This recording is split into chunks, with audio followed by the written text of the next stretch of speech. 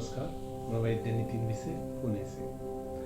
आज हम बात करेंगे अगरबत्ती को अगरबत्ती क्यों कहा जाता है। क्योंकि आपको सबको पता है कि हम इसे अगरबत्ती कहते हैं, लेकिन कभी आपने सोचा है इसको अगरबत्ती क्यों कहते हैं? तो आज हम इसका उत्तर ढूंढेंगे।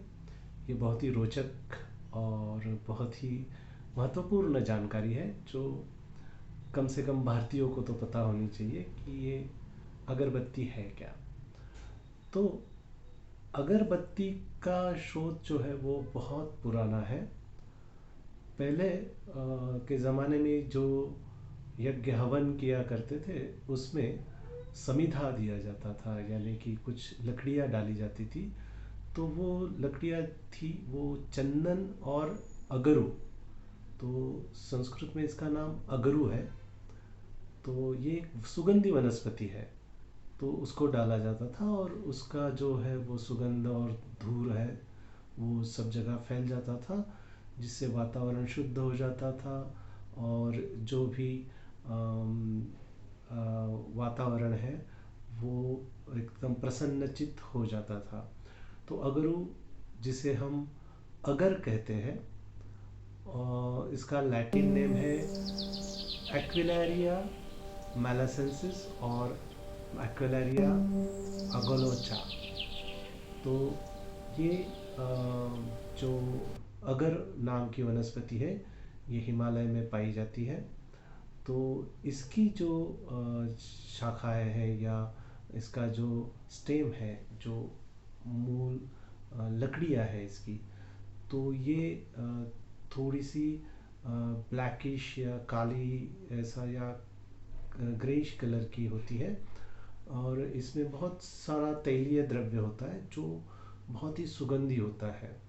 तो पहले के ज़माने में जो लकड़ियाँ यूज़ होती थी वो अगर की होती थी और उसके बाद जो है उसी का चूर्ण और मसाला बना के लकड़ियों पे या बाम्बू की लकड़ी पे लगा के अगरबत्ती बनाई जाती। तो अगर का यूज़ होने की वजह से और उसकी बत्ती बनाने की जो कला है उसकी वजह से इसका नाम अगरबत्ती पड़ा। तो ये अगर जो है वो बहुत ही महत्वपूर्ण एक वनस्पति है आयुर्वेद में, जो शिरोविरेचनीय है, वात और कफ का नाश करता है। ये उष्ण होने की वजह से थोड़ी पित्तकर होती है और इसके बहुत सारे गुण हैं, जैसे ये रोमेटॉइड आर्थराइटिस या ऐसे त्वचा रोगों में इसको बहुत, ये त्वचा भी है, स्किन प्रॉब्लम जो होते हैं ये इसकी उपयोग से कम हो जाते हैं। और इस पर शिरा का जो ऊपर जो कफ का प्रभाव है वो कम होने से शिरोगत व्याधि जो है, वात और कफ के जो व्याधि है उसको कम करने में अगरू का महत्वपूर्ण कार्य होता है। बहुत से वनस्पतियाँ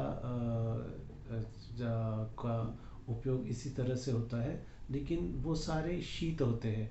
अगर ये वनस्पति है वो उष्ण है और सुगंधी है।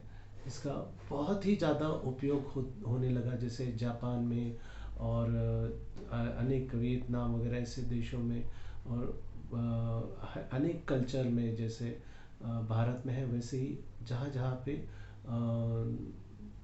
प्रेयर्स के रूप में अगरू का उपयोग किया जाता है, उसका धूप जला के। इसकी वजह से इसका बहुत सारी कटाई होने की वजह से ये अभी एक विलुप्त वनस्पतियों में गिना जाता है। इसका बहुत ही कम मात्रा में मिलती है और जो मिलती है वो सरकार के अधीन है और वही उनके कंट्रोल से ही इसका उपयोग आप कर सकते हैं। हालांकि ये बहुत ही अच्छी वनस्पति है, इसका प्लांटेशन करना चाहिए, इसको ग्रो करना चाहिए। इसका बहुत सारे औषधि द्रव्यों में भी उपयोग होता है, जैसे अणुतेल नाम का जो नस्य है या फिर खदिरादि गुलिका है, और सबको जो पता है कि बहुत पॉपुलर है वो च्यवनप्राश, इसमें भी अगर यूज़ होता है, हम इसको अगरू बोलते हैं संस्कृत में। तो उसका उपयोग बहुत ही अच्छा आयुर्वेद ग्रंथों में वर्णित है।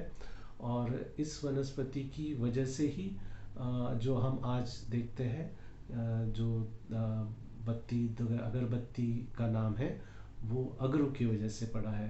तो आपको शायद ये जानकारी नहीं हो, रोचक हो, या आपको किन लोगों को पता भी होगा कि ये अगरबत्ती का नाम का चलन है। और इसका हमारे लाइफ में बहुत ही ज़्यादा महत्व है।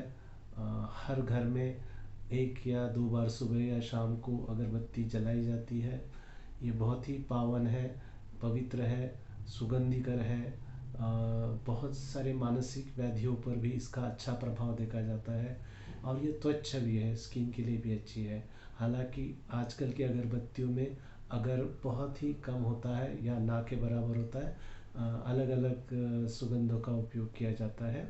लेकिन हाँ, अगर अगरबत्ती अगर से बनाई जाए तो वो बहुत ही कार्यकर और बहुत ही जिसे हम कहेंगे मन को शांत करने वाली, शरीर को दोषों से मुक्त करने वाली ऐसी, और वातावरण को शुद्ध करने वाली ऐसी एक धूपन जिसको हम चिकित्सा कहते हैं, उसमें उपयोगी वनस्पति है।